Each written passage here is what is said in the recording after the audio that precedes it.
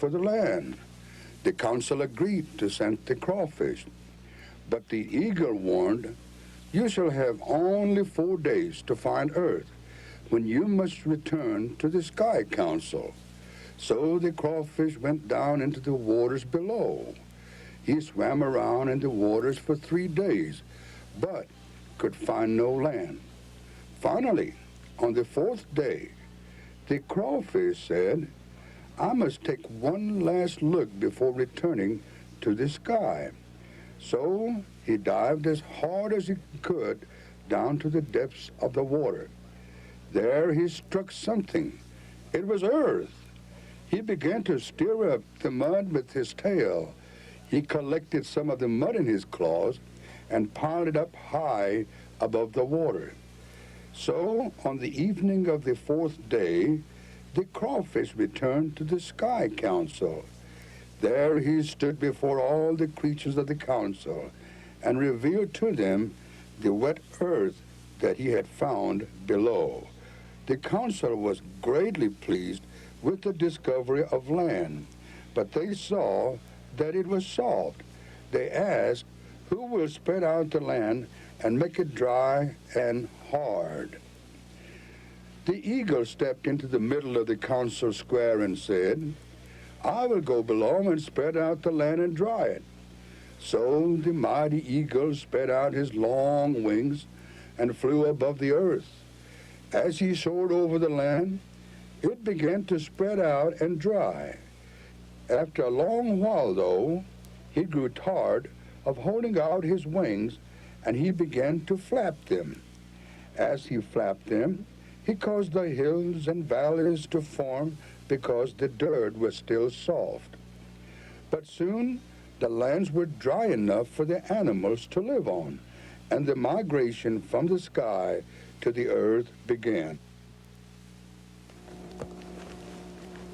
The number 4 is a sacred number among most Indian tribes, representative of the 4 winds or 4 directions. That is probably the reason why the crawfish had only 4 days to discover land.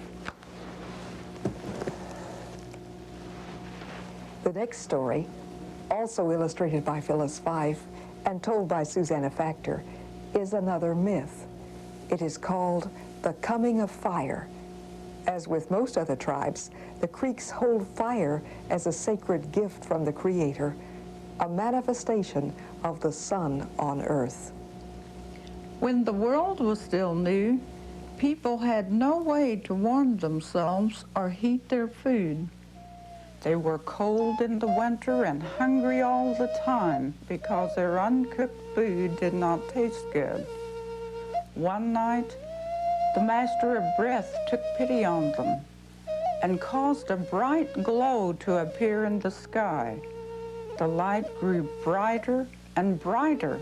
Suddenly, small objects shot out of the sky and fell to the ground. The people rushed over to find out what the bright objects were.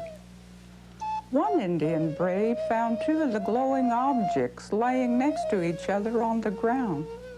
They were small rocks. As he picked them up, the pain of the heat caused him to drop them. As they hit the ground, one rock struck the other, causing a spark to fly. The spark caught the grass on fire and it began to spread. At first, the Indian was frightened by what he saw and felt. But the Master of Breath spoke to him and told him not to be afraid. The Master explained that the rocks were sacred and were to be used to warm the people and cook their food. Then the other Indians gathered around the fire as it burned brightly in the night sky. They felt it warm their cold bodies. Then the Indian spoke and said, "This fire is good. It has been sent to us by the Master of Breath to warm our houses, cook our food, and light our councils. You must remember that the fire is sacred and must be kept alive always." Then he said, "Tonight we will hold council together. And when we are finished, each woman will be given an ember from the fire to take to her home to start her home fire. Each year at this time, put out the old fire in your home and clean out the ashes. Then you must return to this council ground and receive a new fire to take to your homes. And from that night, when the sacred rocks fell from the sky, Indian people have had fire to cook their food, warm their homes, and light their councils. Now let's look at the third type of folk story, the fable. Fables are stories told to teach specific lessons or morals.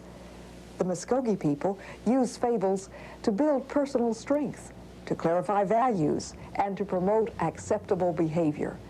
Frequently, the main characters are animals, but the results of their actions can be held up as examples to humans. Our first fable teaches a lesson about generosity. It is called How the Woodpecker Came to Be, illustrated by Freeman Mitchell, well-known Creek artist, and told again by Susanna. Once upon a time, there was an old lady who was gifted for making bread. Everyone far and near knew of her talent. Each day, she wore a black dress, a white apron, and a red scarf tied around her head. One day, an old man came to her house. He said to the old woman, "I have walked many miles and I am very tired. May I rest and get bread and water before I continue my journey?" The old lady said, "Yes. You may sit here on the porch and rest while I go in and cook some bread." She went in the house and got the fire started to bake bread, even though she had very little flour. As soon as the oven was hot, she put the bread in a pan and placed it in the oven. The bread was soon done, and when she took it out, she noticed that it had cooked perfectly. She thought to herself, "This bread is too nice to give to an old man. I will keep the bread for myself." So she fixed another loaf and placed it in the oven. When it was done, the bread looked even better than the first loaf, and she decided to keep it too. She placed a third loaf in the oven. When this was done, it appeared to be even better than the first two loaves she baked. She finally decided that she did not have any bread to give away to strangers. She went outside and told the old man that she had been mistaken and had no bread to share with him after all. The old man knew that she was not telling the truth because he was really amidst, the master of bread, and he had been testing her. Suddenly he threw off his old coat to show his identity. Then the master said to her, "Something bad is going to happen to you today because you would not share your bread." He stomped his foot on the ground and the old lady's body began to shrink. She cried out, I'm sorry, I will share my bread with you." But he stomped his foot again, and she began changing into a bird. Her arms turned to wings. Her black dress turned into black feathers. The white apron turned to white feathers. The red scarf changed into red feathers. The master of bread said to the old woman, "Because you have lied to me, from this day forward, you and your descendants will have to pick wood to get your food." Therefore, the Creek elders say, it is good to share your food with strangers, even though you have very little. The following fable is a typical trickster tale called Rabbit Gets Wisdom. The story is illustrated by Creek artist killed by Stewart and is told by Susanna once again. Rabbit was very unhappy with himself, so he went to Muscogee, the master of breath, and asked him for wisdom. He said, "I haven't much sense and would like for you to give me more." So the master gave Rabbit a sack and told him to fill it with red ants.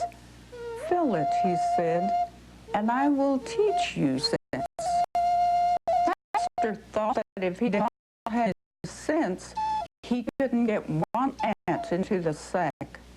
So Rabbit went to the anthill and said, "The great master has been saying that you could not fill this sack, but I said you could. What do you think?" The ants were very anxious to show that they could do so, and all went in, whereupon Rabbit tied it up and carried it to the master. "I have done as you told me," said Rabbit. "Now give me knowledge." But the master said, "First, there is something else you must do. There is a big rattlesnake over yonder. If you bring him here, I will impart you some knowledge." He thought if the rabbit was really ignorant, he would not know what to do. Rabbit went off with a plan in mind to find the snake. First, he cut a long straight stick and made one end sharp. When he found the snake, he said, "The master says you are not as long as this stick, but I say you are longer." The snake replied, "Well, I say I am longer. Go ahead and measure me." So the snake straightened out, and Rabbit measured him by laying the stick beside him with a sharp end toward his head. As Rabbit was doing so, he ran the point of the stick into the snake's head and killed him. He carried the rattlesnake back to the master on the end of the stick. The master looked pleased and said, "Now I have one last task for you. There is an alligator not too far from here. Bring him to me, and I will give you wisdom." So Rabbit went to the lake and called out, "Alligator, Alligator Harjo, come out. I must speak to you." Alligator poked his head above the water in the middle of the lake and asked, "What's the matter?" Rabbit answered, "An ox has been killed for the master to eat, and they want you to get some timbers for the scaffold on which to roast it." So Alligator came out of the water and followed Rabbit. Before they had gone far, Rabbit turned around and struck Alligator with a club. The alligator ran for the lake with Rabbit close behind, beating him all the way. Alligator slid safely back into the water. Rabbit left to go think over what he would do next. In a little while, he went back to the lake and called to Alligator once more, "Alligator Harjo! Alligator Harjo!" Alligator came up in the middle of the lake and, as before, said, "What is it?" Rabbit cleverly said, "Bossacola the rabbit was sent here some time ago, and nothing has been seen of him since. Do you know what happened to him?" Alligator suspiciously answered that someone had come to him with such a story and had beaten him. Rabbit spoke, saying, "We thought he might have done something of that sort, for he is a mean kind of person. We told him to ask you to bring the forked timbers to roast an ox. When he didn't come back, I was sent to find out what happened." Upon hearing that explanation, Alligator came out of the water, and then they set off together. And as they went along, Rabbit said, "That Bossacola is very bad. We should not have sent him. "Did he beat you very badly?" "He beat me a great deal," said the alligator, "but he did not hit a dangerous place." Then Rabbit slyly asked, "If he had hit you in the dangerous spot, what would have happened?" "It would have killed me," said the alligator. "Where would Posey have had to hit you to hurt you?" Rabbit asked. Alligator replied, "If he had struck me across the hips, it would have finished me." And so, having learned what he wanted to know, Rabbit presently struck Alligator across the hips and laid him out dead. Then he picked him up and took him to his Muscogee. When the master saw that Rabbit had completed the final task, he said, "You already have more wisdom than I could ever impart to you." And he told Rabbit to leave him and trouble him no more. It seems that Rabbit did get wisdom, but he was outsmarted in the process. Our final sample of Muscogee Creek folklore is actually a collection of short tales illustrated by Indian artist Tommy Steinsick. These stories focus on what the Creek people call the little people. Many stories are told about these helpful and fun-loving little ones who seem to be much like leprechauns of Ireland.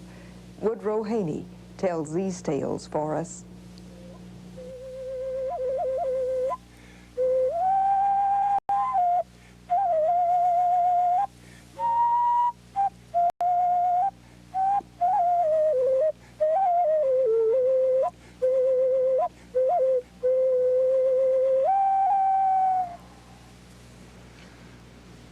My grandmother, a Creek medicine woman, told me much about the little people. It's Stickball. They live in the woods. In summertime, they live in pine trees and the tree of the mistletoe. When winter comes, they keep warm by moving into the squirrel's nest. For food, the little people mostly eat berries. In the summertime, they love to eat kibala, strawberries. They also enjoy eating possum grapes and shilawa, or black hullberries. The Muscogee do not have a stomp ground of their own for holding traditional ceremonies. So, after the human-sized people end their ceremonial season, the little people hold their puskida, or green corn dance. The Muscogee love to play tricks on human-sized people and are often blamed for hiding misplaced objects. One morning at the stomp ground, a man was washing himself. He laid down his soap and towel near the water. But while he was washing his face, some little people moved the towel to a nearby rock. Then they ran behind a cedar tree and had a good time laughing at the trick they had played on the man. When the man had finished washing himself, he pulled out his clean clothes. He laid down the clothes on the bench and turned around to drink his coffee. While he was turned around, the Muscogee grabbed his clothes and ran towards the woods with them. When the man turned around, he saw his clothes making a fast getaway towards the trees. He did not see the little people under his clothes, and by the time he caught up the shirt, the Muscogee had disappeared into the woods. It is said that the little people do not like dogs. One morning, an Indian man and his dogs went hunting in the woods. As they passed by the trees where the little people made their home, the little medicine man saw them coming. He picked up a blade of dead grass and prepared himself to shoot the man. As soon as the hunter was near enough, the medicine man shot him in the back with the dead grass. That is why a hunter sometimes may feel sharp pain when he is in the woods. These are some of the tales told about the little people. Next time you misplace something and can't find it, remember that the little people probably moved it and are off somewhere having a good laugh about it. And that includes our visit with the little people, Rabbit, Terrapin, and the others. As you've seen, Creek folklore is a rich and imaginative body of literature. And this collection is merely a sample. You can find it in your local library. I hope you've enjoyed these tales as much as we've enjoyed sharing them with you, for it is through sharing that our culture lives. And as we say in the Muscogee language, Medo. Thank you.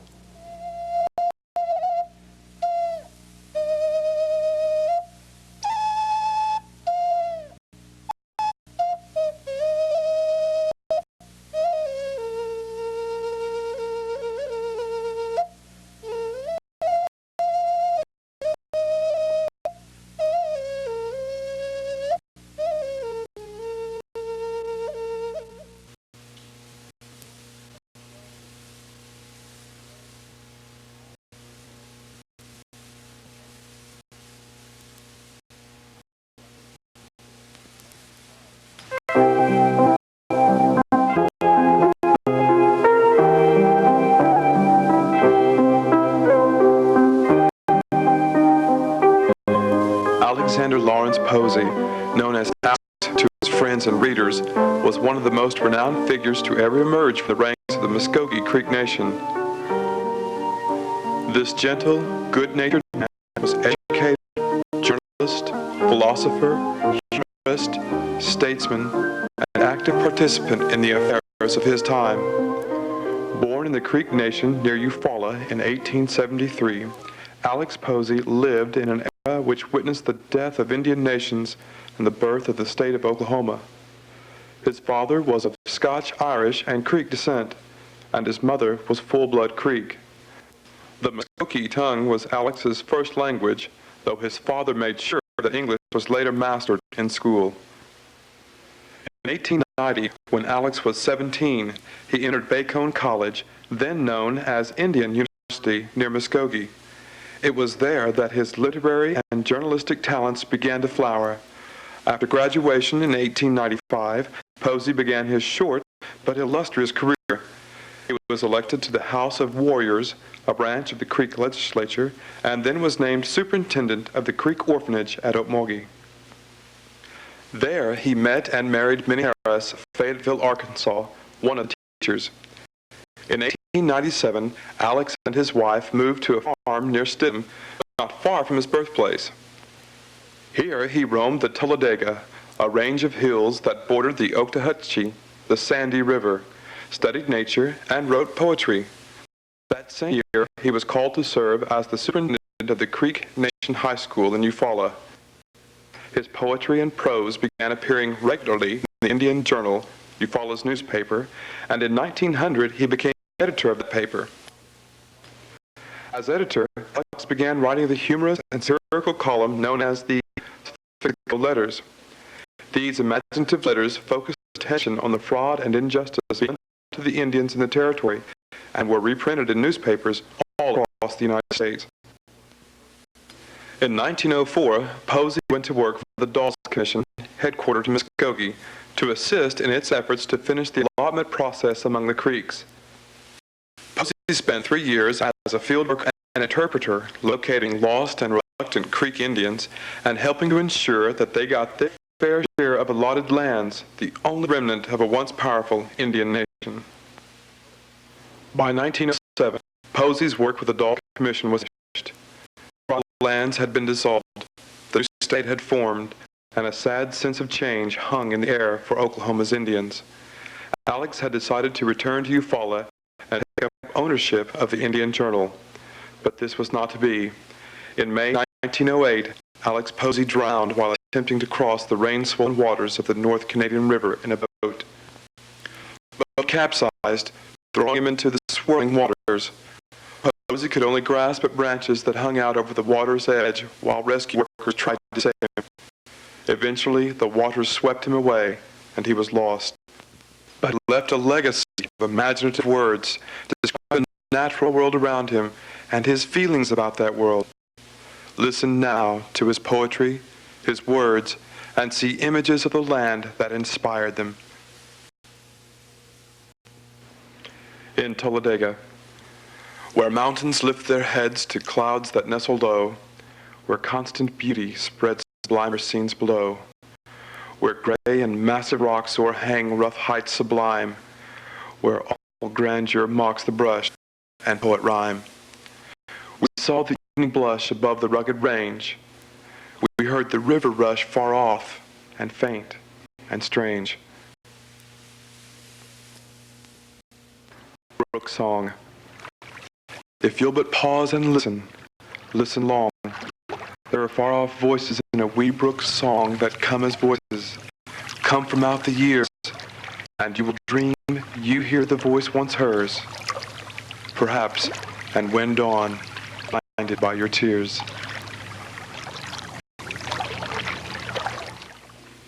You are robin, out in the golden air, out where the skies are fair. I hear a song of gladness with never note of sadness. Sing out thy heart's delight, and mine of every sorrow. Sing, sweet bird, till the night, and come again tomorrow. Flowers. When flowers fade, why does their fragrance linger still? Have they a spirit too that death can never kill? Is it their judgment day, when from the dark, dark mold of April and of May their blooms again unfold?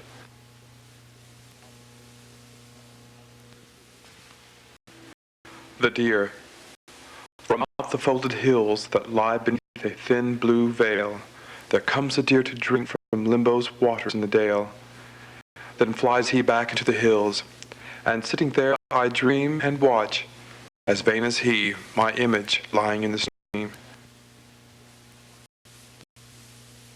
My hermitage.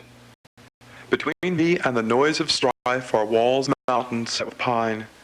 The dusty, care-strewn paths of life lead not to this retreat of mine. I hear the morning wind awake beyond the purple height, and in the growing light the lap of lilies on the lake. I live with echo and song, and beauty leads me forth to see her temple's colonnades, and long together do we love to be. The mountains wall me in, complete, and leave me but a bit of blue above. All year the days are sweet, how sweet, and all the long nights through. I hear the river flowing by along its sandy bars. Behold, far in the midnight sky, an infinity of stars. 'Tis sweet, when all is still, when darkness gathers round, to hear from hill to hill the far, the wondering sound. The cedar and the pine have pitched their tents with me. What free past is mine, what room, what mystery. Upon the dreamy southern breeze that steals in like a laden bee and sighs for rest among the trees are far-blown bits of melody. Autumn.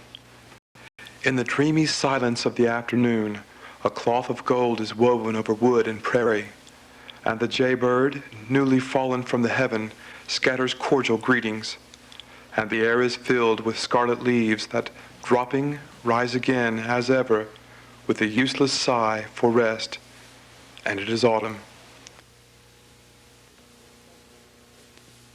Sunset. By coward cloud forgot, by yonder's sunset flow, the day, in battle shot, lies bleeding, weak and low. My fancy. Why do trees along the river lean so far out o'er the tide? Very wise men tell me why, but I am never satisfied. And so I keep my fancy still, that trees lean out to save the drowning in the clutches of the cold, remorseless wave.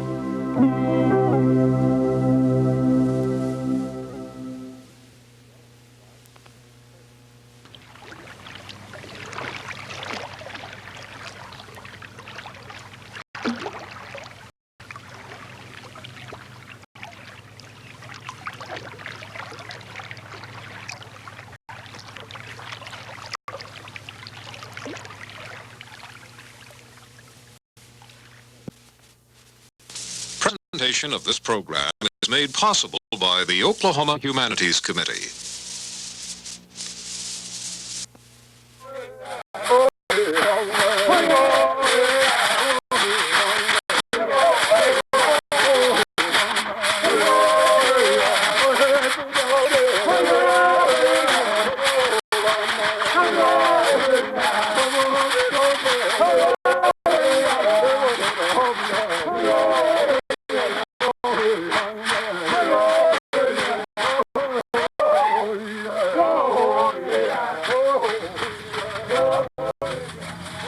Muscogee, the name of one of the most powerful Indian nations that ever lived on the North American continent. The word Muscogee comes from an Algonquin word that means people of the lowlands. No one knows when the Muscogee tribe crossed the Mississippi River and invaded what is now the southeastern United States, but we can be sure that they arrived before 1200 AD. When the Muscogee came, they brought with them the seeds of a highly sophisticated culture, religion, and artistic tradition that flourished in what became Alabama, Georgia, and Tennessee. Although somewhat changed from these earlier times, these traditions continue today with the strength and individuality that is Muscogee. Many patterns, forms, and traditions of Muscogee art date back over 1,000 years. The finest examples of Muscogee art have always been reserved for religious ceremonies and for formal gatherings and meeting occasions. Before European contact, fine art was made using a variety of materials. These include wood, shell, stone, copper, split cane, and feathers. These techniques were used alone and in combination to produce great works of art. The earliest material of which examples still survive is stone. By pecking, flaking, grinding, and polishing, sculptures of the highest quality were made. Some examples of the stoneworker's art have been recovered from ceremonial mound sites at Etowah and Muscogee, Georgia, and at Moundville, Alabama, and were sculpted 600 to 800 years ago. Animal images frequently appear in Muscogee art, such as this head of a wood duck that adorns the rim of an elegantly proportioned diorite bowl. These bowls were used as symbols of authority. This bowl is carved from limestone and portrays the king vulture, now extinct in the southeast. All of the bird's anatomical details are engraved into the bottom of the sculpture. This foot-long ceremonial axe is shaped from a single piece of stone, perhaps carried by dancers or used as a sign of rank. It copies axes of wood with stone blades called hafted celts. The use of abstract symbols is evident on this sandstone palette used for the application of body paint for ceremonials at Moundville. Its shape recalls the Muscogee ceremonial square grounds. The size of this 10-inch stone pipe indicates the importance of smoking in the southeastern culture. Carved in the image of a helmeted man, the dark red sandstone pipe was probably used only by tribal leaders. From objects such as the pipe, one sees a portrayal of the Muscogee people of the time. In sculpture of both people and animals, forms are simplified to create symbolic images of the people or animals represented. Stone effigy sculptures such as these demonstrate this striking simplicity. Early European accounts indicate the use of these figures in dances, but their exact use is not known. The same simplification seen in stoneworking is evident in the making of this baked water bottle, molded in a human form. Human features again clearly emerge from this buff-colored pottery jar from Alabama. In another ceramic work, perhaps an incense container, the artist forms abstract designs by cutting away areas and shaping the rim into a bird. The central part of this cylinder jar flared into the face of a Muscogee medicine bird, the owl. Some of the most complex abstract patterning occurs on incised pottery. One of the finest examples of incised pottery is this incised and indented blackware jar. The slick surface is the result of polishing and smoothing the clay in a semi-hardened state. Clay could be shaped into any size, form, or texture. This ceramic pipe, measuring 1.5 inches in height, has a minute bird perched on the rim, a remaining statement of the artist's skill. Objects of adornment received the same detailed attention from the artist as other art forms. Carving and engraving large marine shells, the Muscogee artists created intricate two-dimensional patterns and pictorial images. Most of these shell engravings took the form of gorgets that hung from the chest of the wearer. Designs vary from abstract symbols of the sun, represented by a cross in a circle, to detailed images of people and animals. This shell gorget shows a man in the ceremonial dress of over 600 years ago. His elaborate copper headdress is seen, also strands of large beads around his neck. In one hand, he holds a large ceremonial mace of stone. In the other, a decapitated enemy head or a wooden rattle shaped like such a head. Another design shows an elaborate square pattern with the head of a woodpecker, a symbol of war in the southeast, on the 4 directions. A sun circle appears in the center.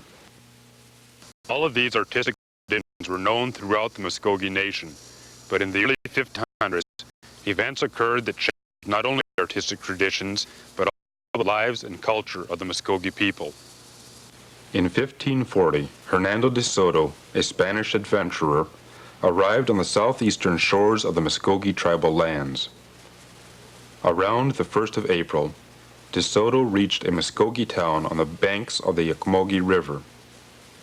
To the town Miko, or headman, de Soto presented a large white ostrich plume.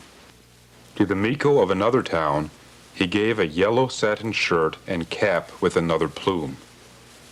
These were the first articles of European clothing worn by Muscogee. These gifts were the beginning of a steady change, not only in the formal dress of people, but of all the art forms.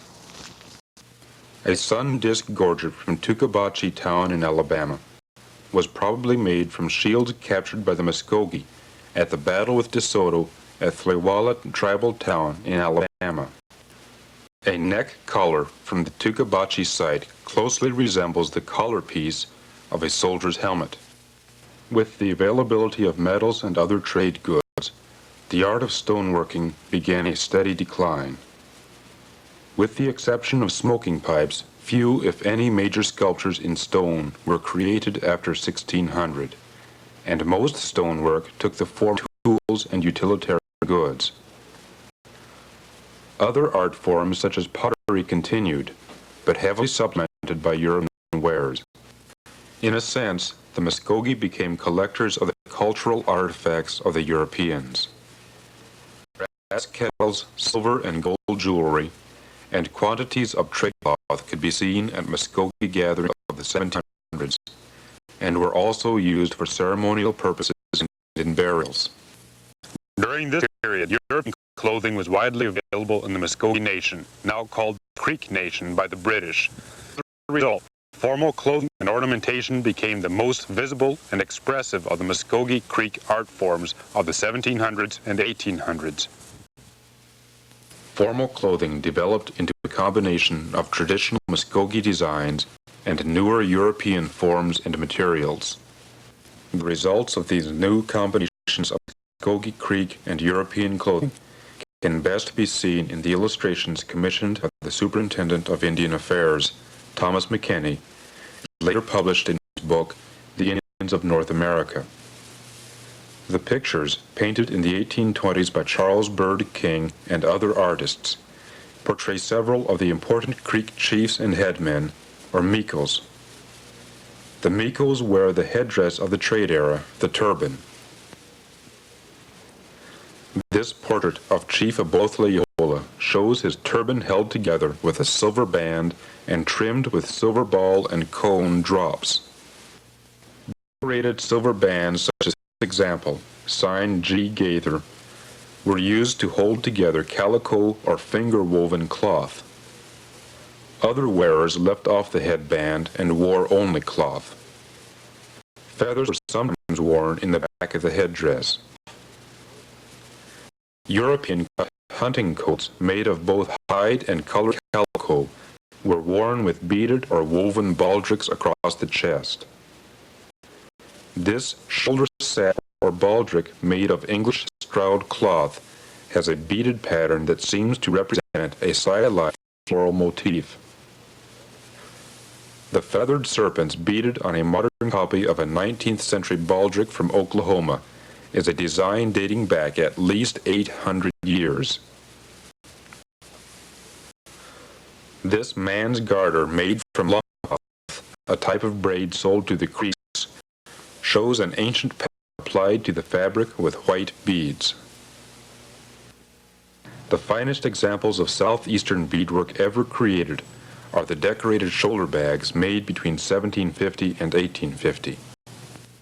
These bags, perhaps a combination of European shot pouches and Creek medicine bags, are profusely beaded with floral and geometric patterns. A portrait of Mississippi from the McKinney series clearly shows such a pouch with a simple snake-like beaded design. Other examples show great complexity combining several varied design motifs. The long triangular flap is a characteristic of the Muscogee Creek bags. In the early 1800s, some art forms remained affected by trade. This striking dance headdress shows outside influence only in the use of glass bead and red wool cloth. It was worn by the Yahola in a mock attack on an Apache enemy at certain Creek ceremonial grounds. At the same time, traditional items such as the pipe tomahawk came into widespread use. These non-functional hatchets became objects of prestige, much like the monolithic axes carried several hundred years earlier. The tomahawk also replaced the stone smoking pipes used by the Creeks. Two events in the 1800s had an effect on the Creek people, almost as great as the coming of the Europeans. Between 1828 and 1834, the entire Creek nation was forcibly removed from their homelands in Alabama and Georgia and marched to what is now the state of Oklahoma. Unscrupulous contractors and hired soldiers beat, killed, and starved many Creeks in the forced marches through the winter weather. The march is now called the Trail of Tears.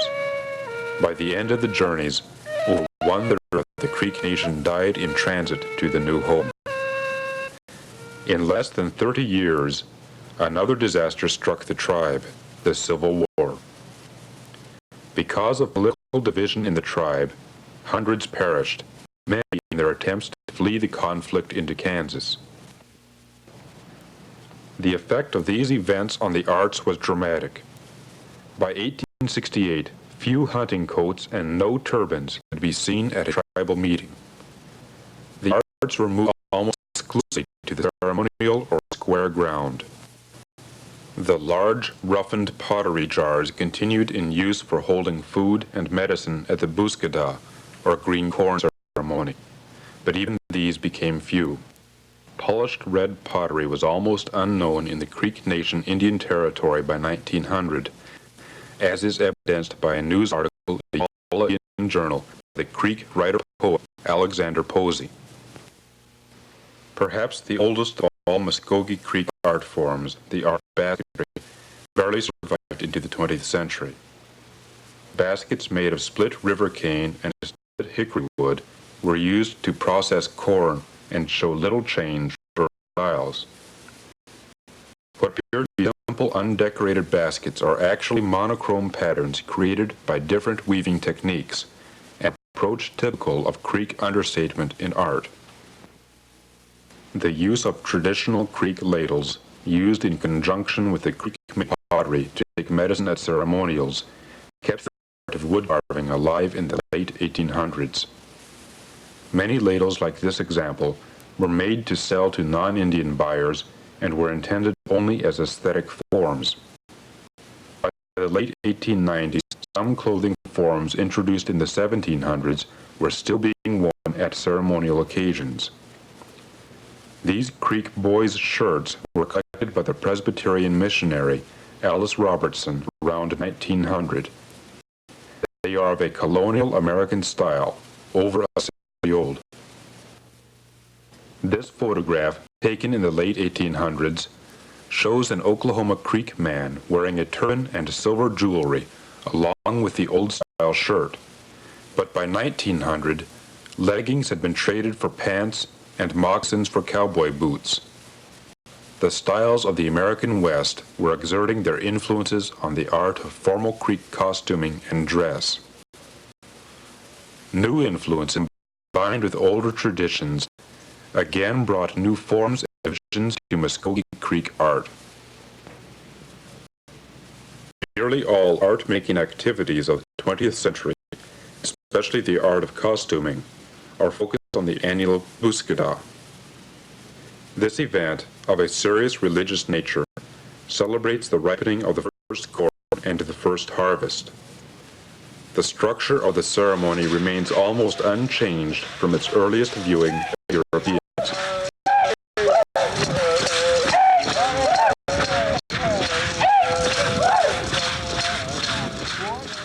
During the ceremony, the finest Creek clothing is worn for the dancing. Necessary ceremonial objects are brought out or made for the occasion. Some of the costumes have remained relatively unchanged for hundreds of years. The most traditional costume of the summer ceremonial cycle is worn for the Stickball match, an artistic performance in itself.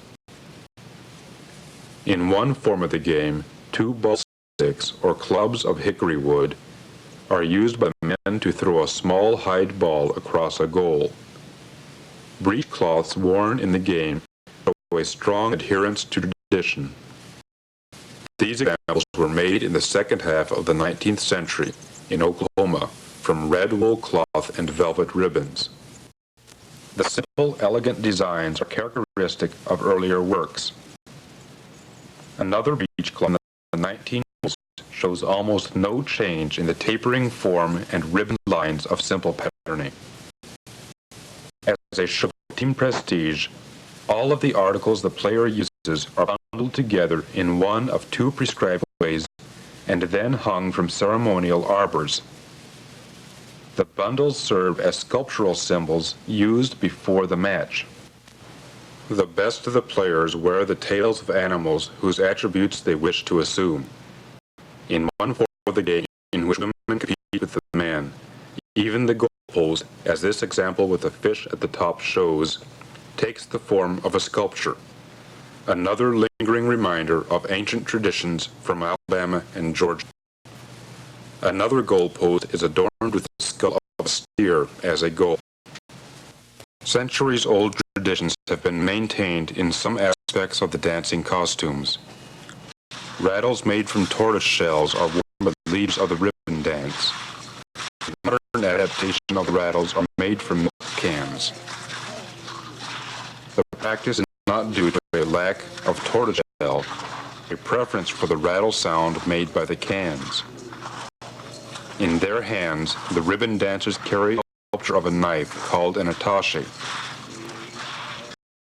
The object may date to the period when flint blades and maces were carried in dances.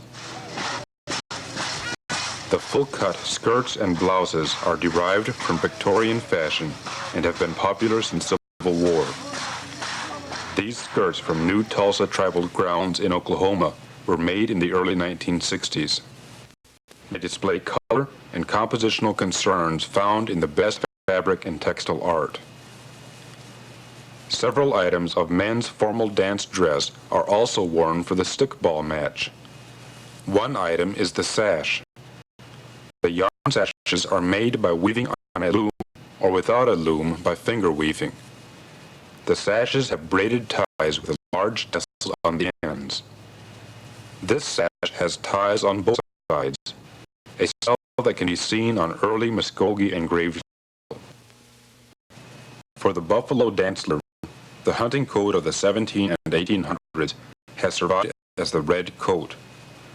With modernized lines and fabric, the coat still has the collar of the old coat and the red coloring, the traditional color of war, to identify the lead buffalo dancer.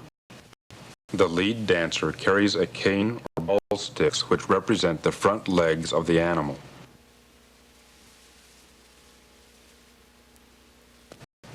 The tip of this cane is carved into a buffalo's hoof. The letter H on the front is the initial of the most minimal and the most striking of all Creek art objects are the feather dance wands carried by the feather hooper, or dafu umpeka. White crane feathers, black crow feathers, and sometimes eagle feathers are all used, tied to the long river cane poles carried by the dancers.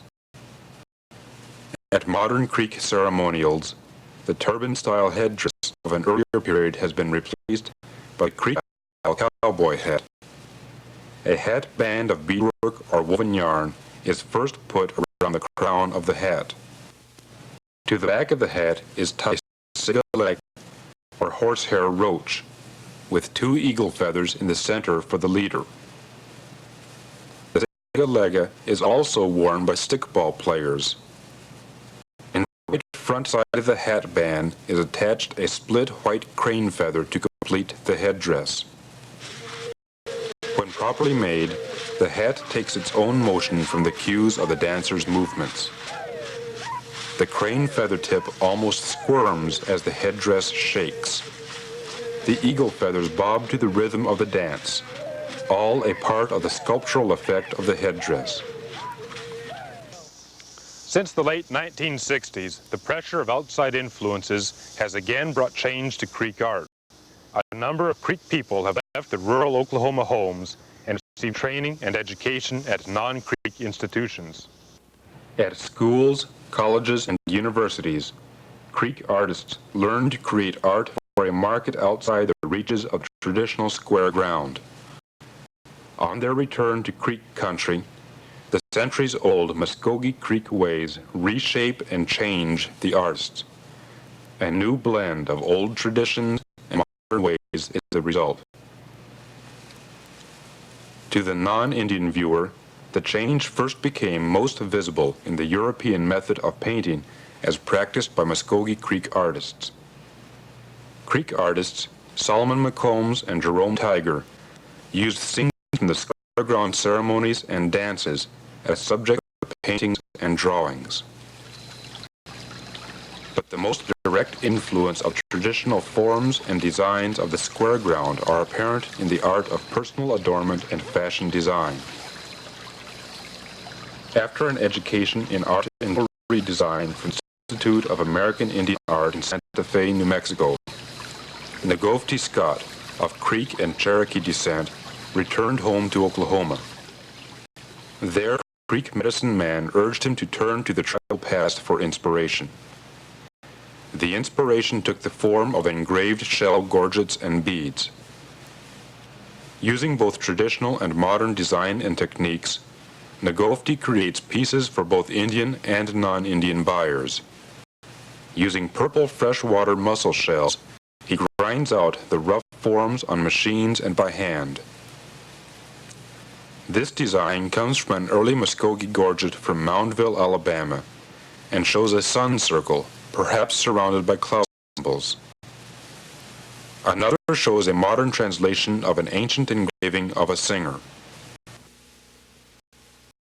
A visit to the Fife Collection in Henrietta, Oklahoma reveals not but a family of artists influenced by traditional Creek forms and designs, approaching fashion design as the most personal expression of sculptural art. Sharon Fife Mouse, Sandy Fife Wilson, and Phyllis Fife have succeeded in designing, making, and marketing original clothing design accessories, and more recently, quilts. This finger-woven sash, made by Sandy Fife, shows the use of a traditional technique and design. A casual one-shoulder dress of silk utilizes an appliqued cloth design of a sun symbol from a Muscogee shell gorget. The woodpecker motif stitched onto this tailored Western-style silk suit comes from an ancient Moundville paint palette. The same pattern follows the hem of this modern, non-Indian cut dress of soft jersey.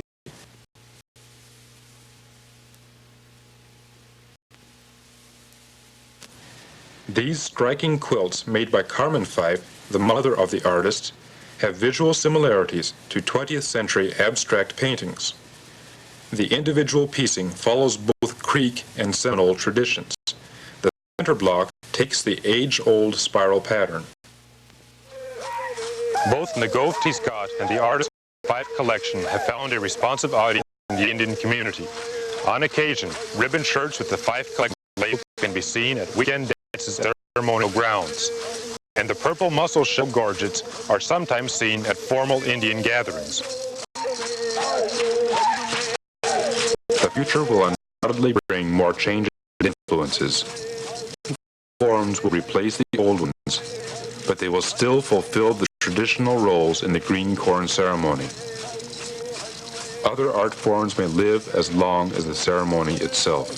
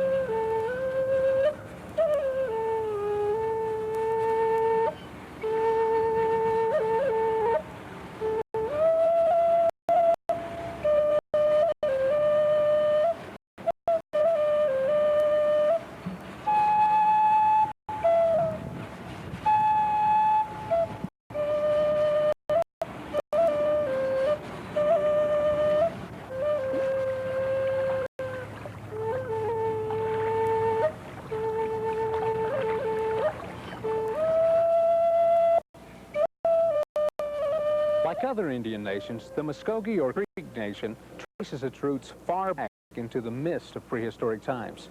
Our legends say that in the beginning, the Muscogee people were born out of the earth itself. They crawled up out of the ground through a hole like ants. In those days, they lived in a far western land, beside tall mountains that reached the sky. They called the mountains the backbone of the earth. Then a strange fog descended upon the earth, sent by the master of breath, Hisagadamasee. The Muscogee people could not see. They wandered around blindly, calling out to one another in fear. They drifted apart and became lost. The whole people were separated into small groups, and the people in these groups stayed close to one another in fear of being entirely alone. Finally, the Master had mercy on them. From the eastern edge of the world where the sun rises, he began to blow away the fog. He blew and blew until the fog was completely gone. The people were joyful and sang a hymn of thanksgiving to the Master of Breath. And in each group, the people turned to one another and swore eternal brotherhood. They said that from then on, these groups would be like large families. The members of each group would be as close to each other as brother and sister, father and son. The group that was farthest east and first to see the sun praised the wind that had blown the fog away. They called themselves the Wind Family, or Wind Clan. As the fog moved away from the other groups, they too gave themselves names. Each group chose the name of the first animal it saw. So they became the bear, the deer, the alligator, the raccoon, and the bird clans. But some say the Wind Clan is the most important of all. Our legends also tell us that in ancient times, the Muscogee migrated eastward toward the rising sun. They settled in the southeastern region of North America in what is now Alabama and Georgia. There they established tribal towns along the rivers and streams that snake through the land. My people became successful farmers and hunters in those days. They built large ceremonial mound complexes at the center of the towns for religious ceremonies and council meetings. Modern archaeologists have uncovered vast quantities of ornately designed artifacts in these locations: engraved shells, powder plates, stone pipes, and other manufactured goods reveal a highly organized order of civilization. Long before the white man came, the Muscogee people had formed a powerful union of tribes, or bands, called the Muscogee Confederacy. At one time, their capital was located on the Muscogee River in what is now Georgia, and representatives from each tribal town met in council there. Agriculture, art, trade, and other activities of the civilization flourished. The annual green corn ceremony was held each summer in the town squares, and regular stickball games were played on the town ball fields. Then, in 1540, Hernando de Soto, a Spanish explorer, and his army swept across the Muscogee lands. It was the first time the Muscogee had encountered Stahetki, the white man, and things haven't been the same since. In the centuries that followed, immigrants from Spain, France, and England came to settle the lands of the New World.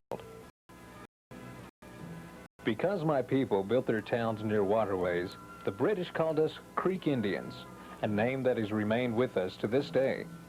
In the 1700s and 1800s, first the Europeans and then the Americans greedily cast their eyes on the lands of the Creek people.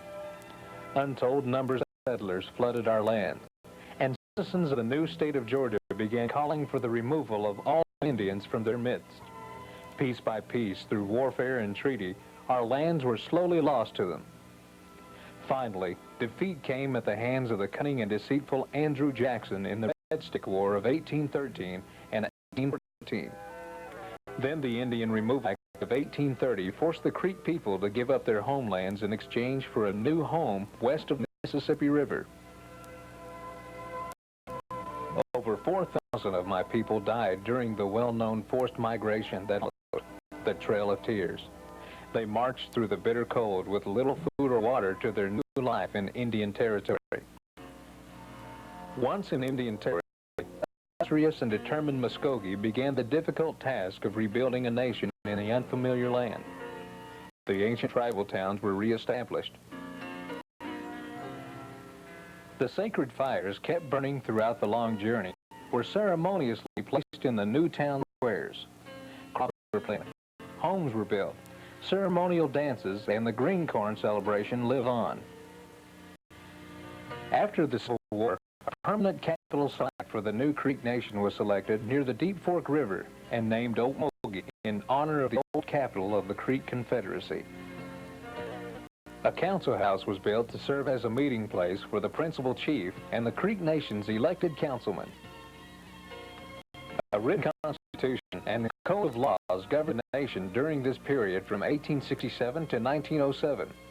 A national seal was adopted that reflected the Creek people's link to agriculture and land. The old traditions continued, but new institutions like missions, schools, and churches began to dot the landscape. But at the close of the 19th century, the rising tide of outsiders and intruders overwhelmed the Muscogee people until they became again a minority within their own lands. Economic, political, and social pressures from within and without Indian territory brought the era of tribal governments to a close. Individual land allotments broke up the communally held tribal lands as the Creek Nation was dissolved. But the Muscogee never forgot who they were. In their homes, churches, and ceremonial grounds, they preserved the Creek ways and taught these ways to their children. But during the years following Oklahoma statehood, the problems of Indian people were mostly ignored. However, through the tireless efforts of a few Indian leaders, lawyers, and sympathetic legislators, conditions were gradually reversed. Laws were changed, and old treaties reviewed. Then, in 1970, the Creeks and the rest of the 5 civilized tribes were allowed to hold elections as principal chiefs. For the first time in over 60 years, the Muscogee people had a voice in choosing their leaders. Claude Cox was elected chief. He and a council of advisors began the difficult task of reestablishing the sovereignty of the Muscogee Creek Nation. After studying the problems faced by Indian people, Chief Cox focused on improving the housing, education, employment, and health care for Creek people. In addition, he had the dream of someday making his people self-sufficient, able to pay their own way and make their own governmental decisions. Chief Cox and his advisors also knew that the tribal government needed a new set of rules to operate by, a new constitution for the nation. During a remarkable decade of development, tribal officials began resolving these challenges facing the Muscogee people. Today, the Muscogee Creek Nation has a revitalized tribal government. A new constitution ratified in 1979 guides tribal affairs. And the modern Creek Nation tribal complex houses the many offices and programs that benefit Indian people. The Creek Nation Housing Authority, the Solomon McCombs Office Building, the Dental Clinic, the IAP Building, the Indian Health Service, the General Administration Building, and the Independent Agencies Building, also known as the Mound. The Mound is modeled after an earthen lodge built centuries ago in Georgia. That ancient mound was used during the day of the Muscogee Confederacy as a meeting place for the National Council. This modern mound is used for the same purpose today, but also houses many support services and community services that aid Creek people. Across the street to the northeast of the complex lies the Creek Nation Elderly Housing Project, providing quality apartment living for Creek elders. In addition, improved houses for all needy Indian people available through Creek Nation. Hundreds of low and moderate income Indian families now own their own homes to the Creek Nation Housing Authority. And hundreds of other families are experiencing a higher standard of living because of Creek Nation's housing rehabilitation program. In healthcare, the tribe set a shining example which others have now followed. Creek Nation's healthcare delivery system was even featured in the national broadcast segment of the PBS program, Nova. And in the field of health, the Creeks have been the first tribe in the nation to contract with the federal government to run their own health facilities, a hospital and 4 clinics. Sophisticated diagnostic tests, such as ultrasound, are readily available to patients at the hospital. And if a treatment can't be provided here, the patients are driven to Tulsa, an hour away. Creek's healthcare program has become a model for other tribes in the nation to follow. There was some concern by the Indian Health Service that we could not provide the level of care that they had provided. We've shown to be otherwise. The patient load has dramatically increased and we've been able to expand services. There's a strong community spirit among people that use the health facilities, and that creates a very strong bond from the people that deliver the health care and the people that receive it. Creek Nation's community health centers are located in Sapulpa, Eufaula, and Okemah. Dental clinics are located in Eufaula, Sapulpa, and Okmulgee. The tribe's control of health care has eliminated waste in the system and increased cost effectiveness. Good nutrition is also an essential part of good health, and Creek Nation is making a positive impact there too. First, with the implementation of the Elderly Nutrition Program, which has been operating in Creek communities since 1981. And second, with the administration of the tribe's Commodity Food Distribution Program, which began in 1982. These two programs help ensure that low-income and elderly Indian people get good basic nutrition daily. Creek Nation has been so efficient in its administration of programs and its accounting and reporting procedures that the tribe has been awarded their Certificate of Compliance in Financial Reporting for 7 consecutive years. This is the highest form of recognition in the area of governmental financial reporting. In 1982, the tribe assumed the management and operation of all programs previously run by the Bureau of Indian Affairs in the Creek Nation area. This move further reduced duplication of services and improved the performance of these programs for the good of all Indians within the Creek Nation jurisdiction. But these accomplishments were possible primarily because of education, the education of Indian people. Indian people learning how to manage, how to compete, how to succeed. Creek people of all ages benefit from the tribe's current educational and training programs. Resources are Creek Nation Head Start centers in Yeager, Eufaula, Sapulpa, and Old Muscogee. These programs ensure that 4-year-olds do get a head start in life by providing them with early childhood development activities and hot nutritional meals. For middle school and high school students, special youth programs provide skills training and leadership training for tomorrow's adults. For older students, further assistance is available in the form of scholarships to vocational schools and universities anywhere in the United States. But education has been a high priority with the Creeks for over 100 years. In Indian Territory days, the tribe built its own boarding schools, hired its teachers, and educated its youth to be successful in the white man's world. The Eufaula boarding school, once supervised by Alexander Posey, is the only reminder of that era. In modern surroundings with the latest educational technology, Indian students continue to receive an education that enables them to face the challenges of their times. Many other Creek children are educated in small rural public schools scattered throughout the Creek Nation. There they learn what it's like to compete in today's American society. Athletics can provide keys to understanding competition and building self-confidence. Many Creek youth excel in sports, softball, basketball, track, and rodeo. Indian youth and adults get a chance to participate in these events more during the annual Creek Nation Festival. Thousands converge on Old Muscogee each year during the 3rd weekend in June for fun, food, and recreation. Athletic competition is a key ingredient, including the Creek Nation All-Indian Rodeo. It's held in the tribe's own rodeo arena, designed and built through Creek Nation's Economic Development Program. Economic development is a primary tribal objective now, and Creek Nation's newest economic enterprise is high-stakes bingo. Creek Nation Bingo Hall, located on tribal land in Tulsa, provides jobs for over 100 Indians and brings in a monthly profit to the tribe in excess of $50,000. And a variety of other economic ventures are being explored that will help the tribe reach its goal of self-sufficiency. In the face of all these challenges and changes, Creek communities have provided continuity between the past, the present, and the future.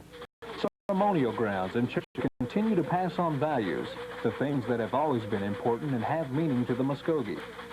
The green corn ceremony, known to the Creek people for nearly 2,000 years, is still practiced today at a dozen or so ceremonial grounds in the Creek Nation. These grounds are all that remain of the once mighty tribal towns of the Muscogee Nation of prehistoric times. The celebration is held annually at the time of the ripening of the new corn. It is a time of renewal and thanksgiving, fellowship, and feasting. The people thank the Creator for his many blessings, and they cleanse their hearts and bodies for the year to come. Indian families leave their jobs and homes for 1 week in the summer to camp at the ceremonial ground. There they make preparations for the ceremony. The heart of the event begins at sunset on Friday with a women's ribbon dance. The tribal town chief, or Miko, supervises the whole affair, and in some cases leads the ceremonial songs and prepares the herbal medicine for the occasion. The number 4 is sacred among traditional Greeks, representing the 4 seasons, the 4 directions, and the 4 phases of a person's life. Everything in the green corn celebration is done in sets of 4. The ribbon dance is made up of 4 sets of songs, each set repeated 4 times. The next morning, a fire is kindled in the middle of the square. 4 logs pointing in the 4 cardinal directions feed the fire. Herbal medicine is prepared by the medicine maker, and all the people in the camp cleanse themselves with it. First, the girls and the women take the purifying and relaxing mixture. Later, the men and boys do the same. That afternoon, the men perform the feather dance. They say that ages ago, songs were taught to the Muscogee by the white crane. It was a magical time when men and animals spoke the same language, and Indians learned medicine from these animals, the 4-legged one. That night, the camp is filled with visitors who come to stomp dance all night long. Various singers take turns leading the songs which accompany the stomp dance. The songs are about nature, love, politics, humor, and other things. Another important annual event at the stomp grounds is the Stickball game. This ancient game, known as the Little Brother of War, was once played between tribal towns to settle disputes and to improve the stamina and skill of the warriors. Nowadays, the game is usually played in September by visitors from several tribal towns. After a full night of stomp dancing, the men and boys of the host town form 2 opposing teams in the square. Ball sticks on the ground ensure that 2 teams are evenly matched. Then visiting players are called into the square and divided between the teams. Chanting and circling the ceremonial fire for the last time this season, the players begin to mentally prepare themselves for the game. War groups punctuate the chanting as a spirit of friendly competition mounts. The balls to be used in the game have been especially prepared by the medicine maker, and he carries them to the playing field. The playing field, lined with spectacle cars, 100 yards long, and lies in an east-west direction. The 2 teams are simply named the East and the West. After final preparations, the rules of the game are explained to the players, and they are reminded of ancient tribal roots of this event. Then the game begins. The players position themselves on the field in a series of groupings or clusters. Each cluster is made up of players of both teams. The young boys make up a cluster of their own. Each team scorekeeper keeps track of his team's score with a bundle of sticks. First team reaches 20 points wins the game.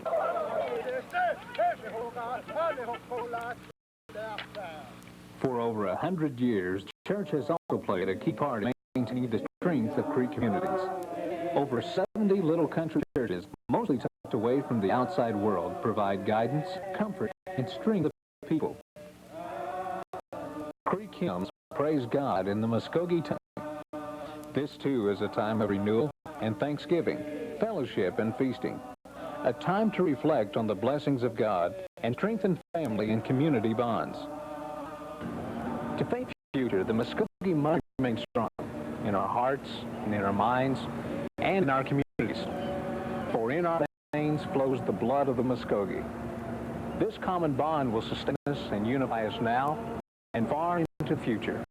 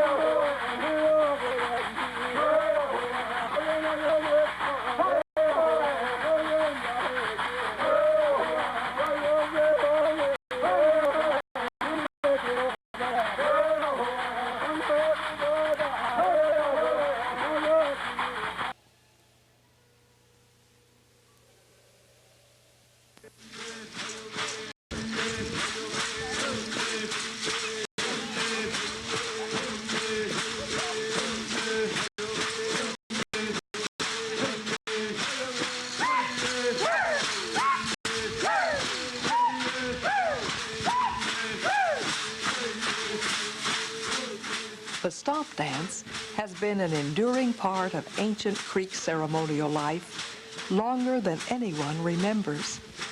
For centuries, Creek men and women have gathered in their tribal towns to sing and dance all night after fagging and taking medicine during the day.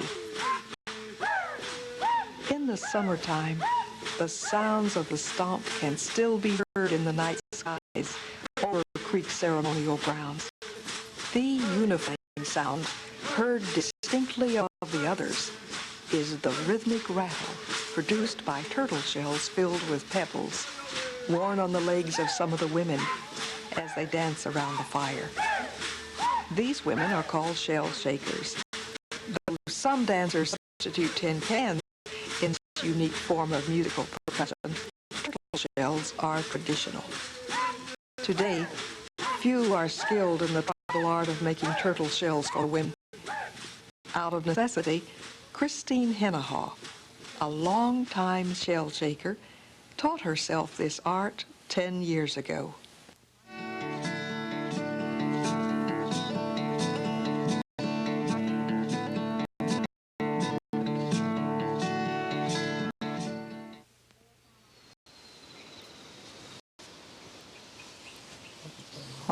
When I make a set of turtles, I need 8 on one side and 8 on the other side, left leg. And so between 7:30 in the morning till about 9:30, I'll go out, and generally they're on the highway, biggest part of them you could find. And if I find one, I'll carry a box, not a cardboard box, but a plastic or tin bucket or anything, so they don't crawl out. If I found one, well, I'll put it in there and keep on going, say 7 miles to town. Some mornings, well, I'll find 2 or 3, sometimes 1, sometimes none. And every day I'll look that time of the morning, and when I find one, I may not clean it the day that I get it. I might just pile it up. Then I'll just start cleaning them. And some turtles that's got a stripe on its back, I don't get that because the Indians call it a snake turtle, that it turns into snake. Never use that kind.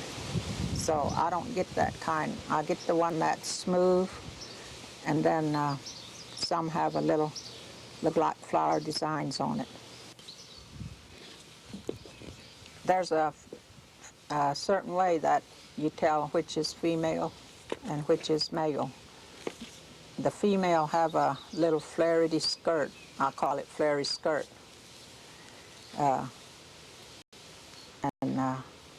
By looking at that, that's the female. And the male, he have a straight. He don't have no flary skirt, so that's a male. Right here I have a female and male. On my,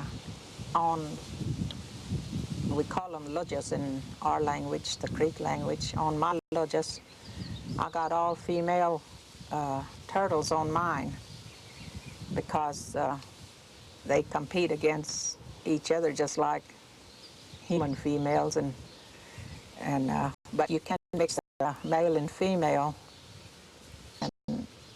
But on mine, I have females because the females can compete against each other, but music sound just like the human females. But the male, he don't care. He just on there for the ride, and so the females is the ones that's making the better musical sound. But the male, he just don't ever die. He just the number on the lodges that you use. When I get ready to kill or to clean my turtle, I usually wait till early in the morning or late in the evening when they are opened up and their heads and tails are out. Well, then this is the knife that I use. And I cut the neck first.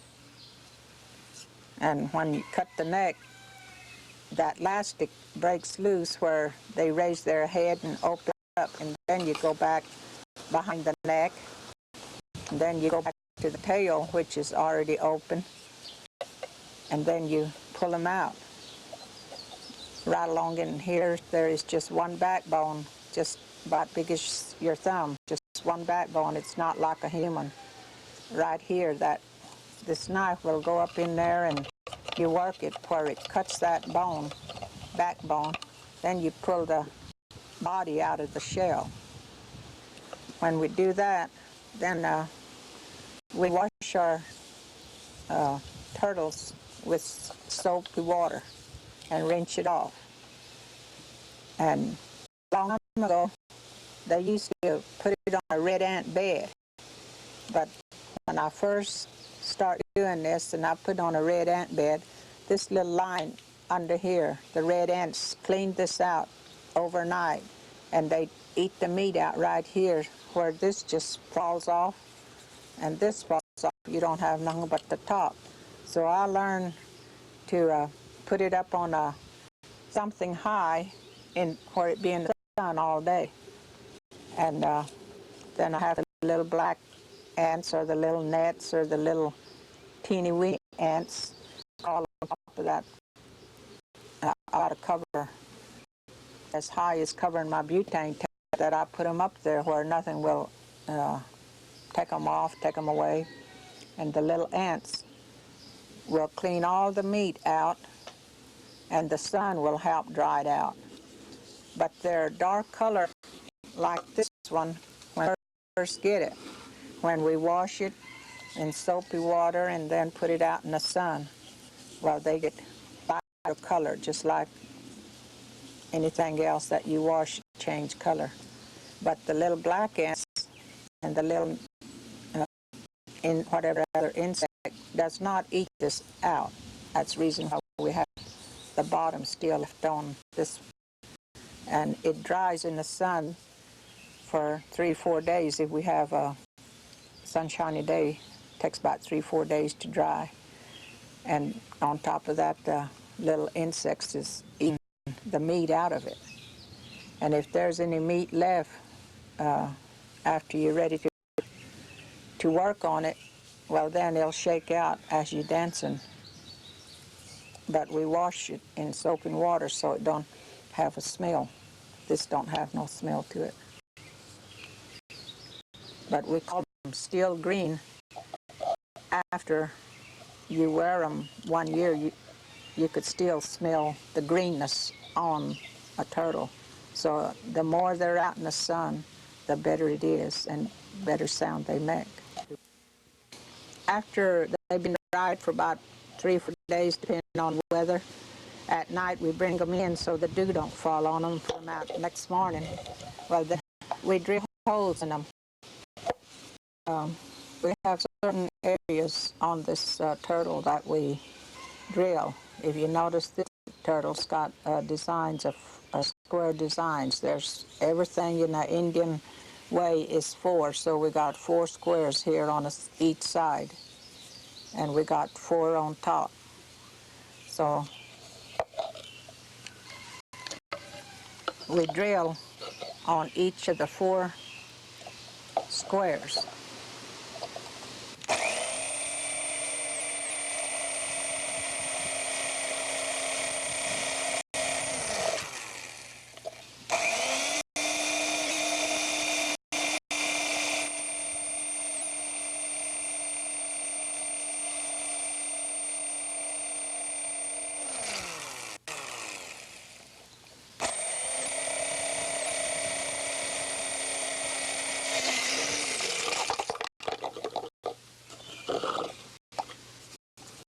To put 2 holes in the front, 2 holes on the one square and 1 on all around, except on top. Got 2 on each of the, like I said, 1, 2, 3, 4 squares, and that's to tie it down on the bottom. I've got 4 on the bottom. That's to tie it down on the mouth and on the tail.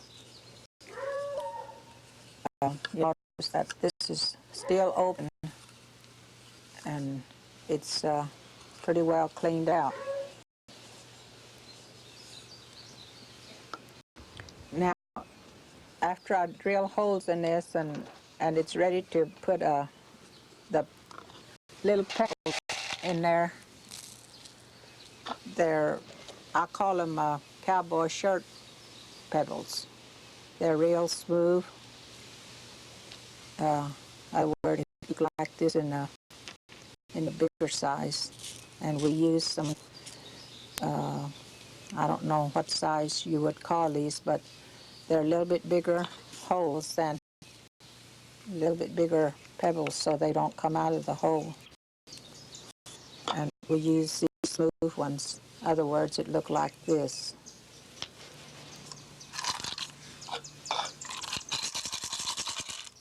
And I've done put these in the turtles, and I have a certain measurement, certain amount that I measure in my hand and put them in there. And I kind of close the mouth and shake it to hear the sound. And I try not to work too much, just a little bit. Then I'll get some of the little pebbles and I put it in there and I hold the mouth. And if it sounds about right,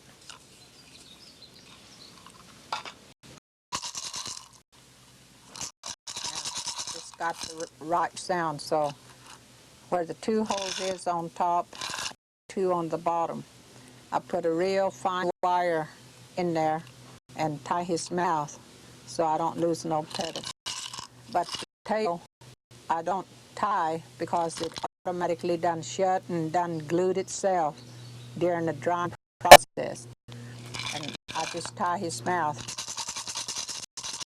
And now this is ready to be put on a leather, and we can't hardly go by leather every time we need to put it.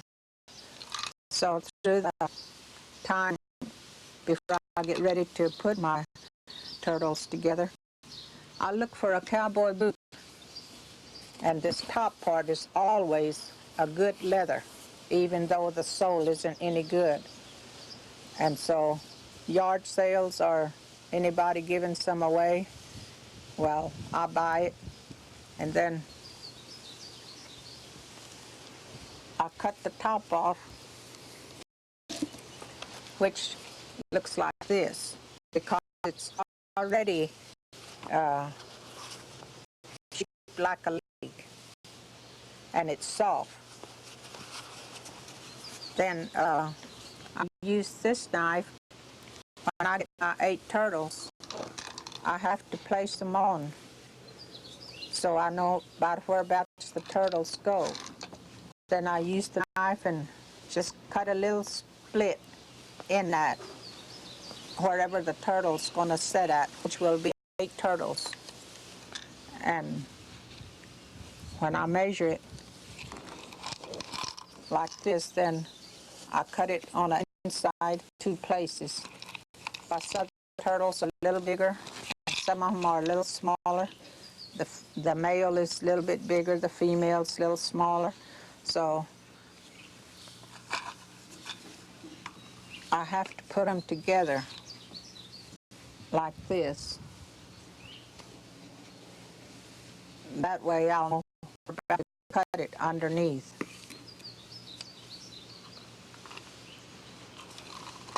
And then I just cut it, punch a hole and cut it a little bit in long strips on all where I done made the pattern to set my turtles.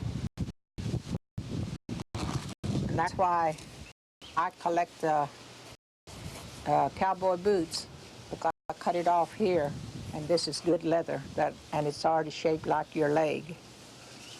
Because wearing them all night, if you have the stiff leather, if you don't have it tied right, it's gonna cause a blister. Now, as you notice, I use the white leather, which we get this in a ball of leather from Tandy's Leather Shop, wherever they have a Tandy store. And you could notice on the inside where these white are, that's where I cut it and tied it down. There's 1, 2, 3, 4, 5, 6, 7, 8, 9 places that I tied it down.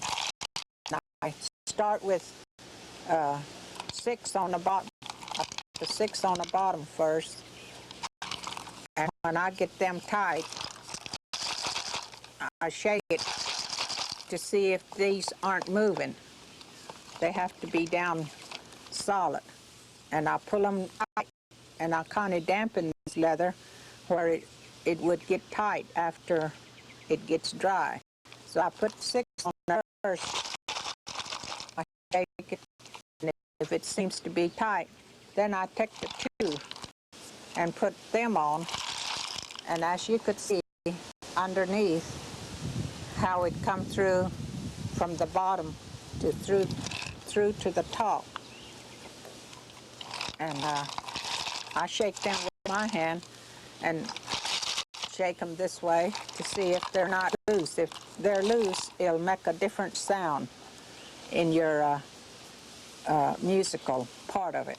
So they have to be tied down tight. And these are tight. And then I get these knots as tight as I could.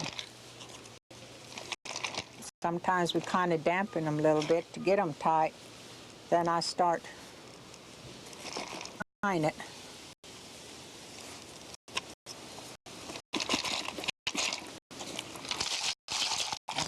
See, none of them is moving.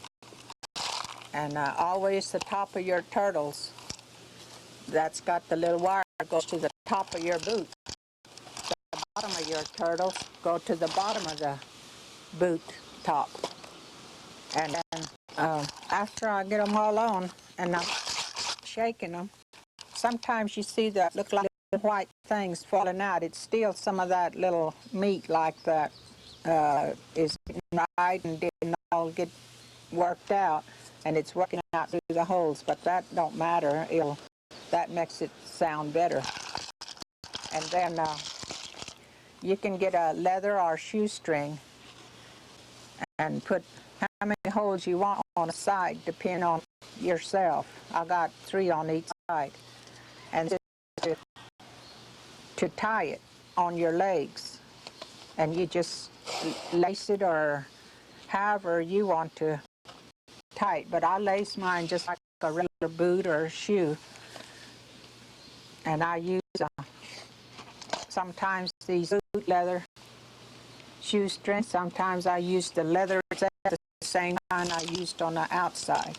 Then I lace it up like this, and it's ready to put on your leg. Since I have to wear these turtles all night, I use a towel, a thick towel, put it around towards my ankle so it won't slide down and give me blister on my ankle. Or you could use a baby blanket. But if you do, you use it to the top. I do. I mean, people can use different things, but I use a baby blanket and a towel.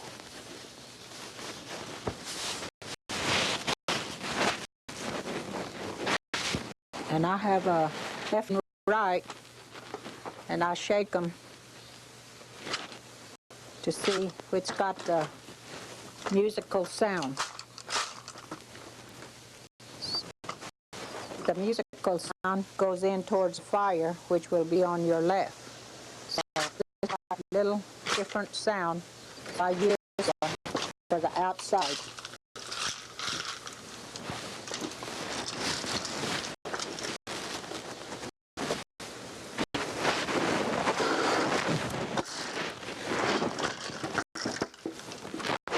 And I've got leather to tie mine with, and I've got 4 holes that I use to tie mine down with.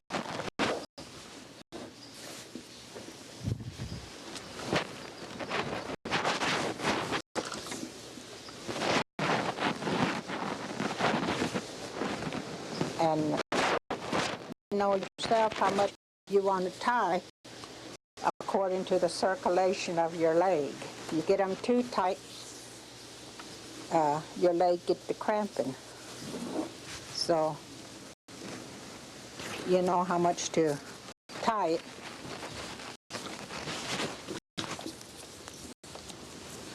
And how to tie it on so it keeps from sliding. Sometimes if you have a extra string, you could tie it around the top. Or if you got it well padded and tied on top, it don't slide. And you dance all night with these on. And I really never have weighed these to see how much they weigh.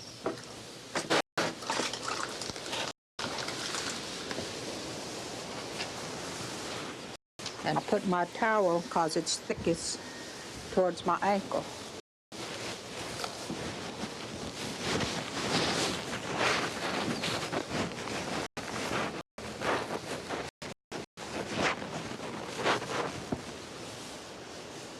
And the baby blanket, I put it to the top because I don't have much shaking on the top. I could sliding down towards my ankle. I got this one marked from dancing so many times that the musical sound, I've got a little X in there that would go in toward the fire. The musical sound is towards the fire, which is on your left. Because the dance go way all the time.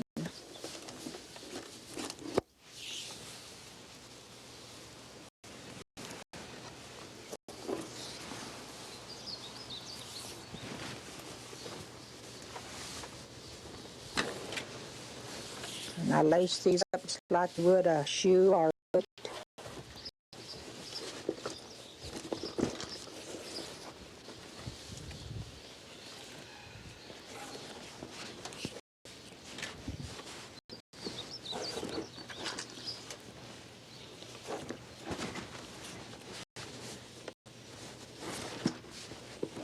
Some people use sponge, but the sponge does not vibrate your noise, your musical sound. It keeps it enclosed.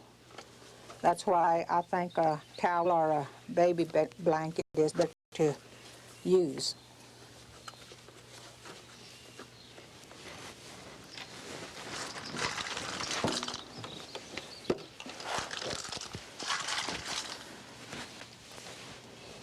And some ladies wear long dresses down to the ankle, hide it, but I found out that the long dress seemed like that sound, so mine is just below my knee.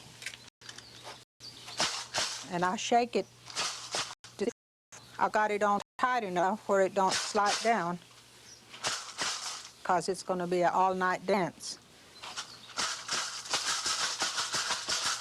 That's the sound of it, and you could tell your musical sound is on the inside.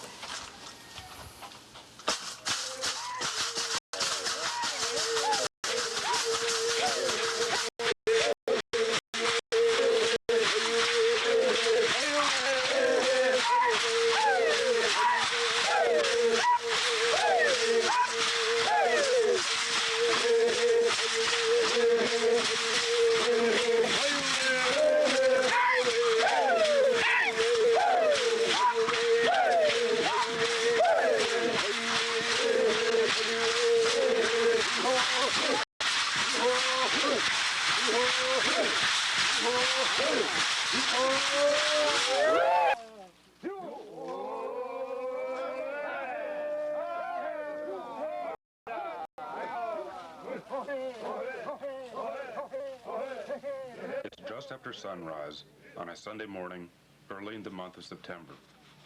The place is the Greenleaf Stomp Ground, one of several Creek tribal town sites in eastern Oklahoma. These Indian people are just finishing a night stomp dance around the fire. The men and boys among them are about to participate in the final ritual of the summer ceremonial cycle.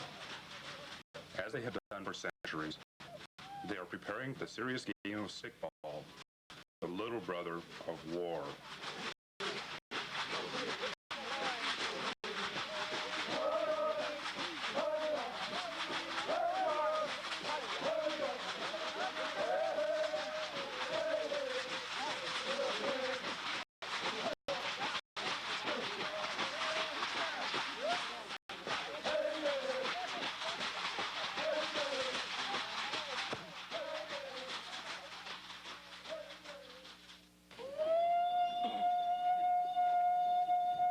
Before the annual Stickball game begins, the players gather their bundles of ball sticks, breechcloths, and belts from their overnight resting place. Players from the hosting tribal town form two opposing teams that line up in the square. Ball sticks laid on the ground ensure the two teams are evenly matched. Then players from visiting ceremonial grounds are called into the square and divided between the teams. In this game, father plays against son, brother against brother.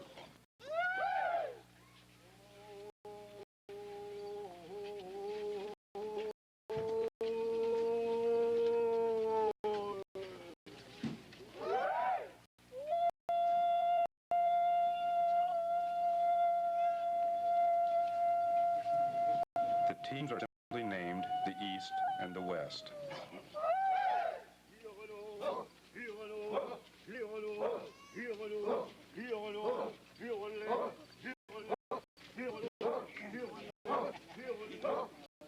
Circling the ceremonial fire for the last time this season, the players begin to mentally prepare themselves for the game.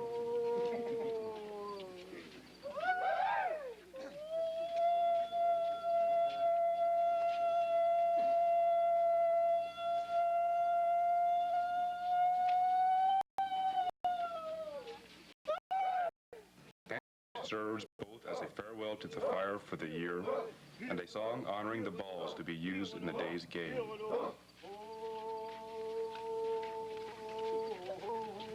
War whoops punctuate the chanting as the spirit of friendly competition mounts.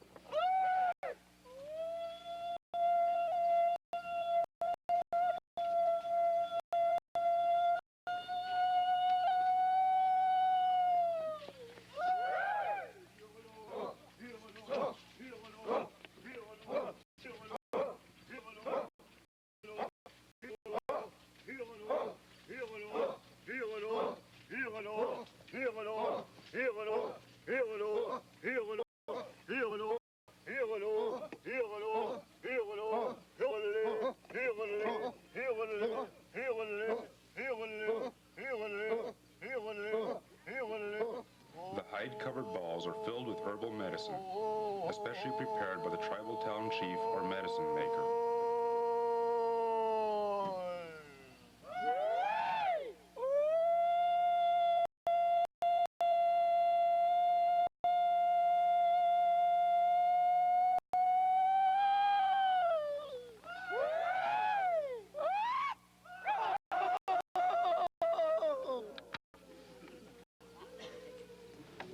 Now the teams move on toward the ball field.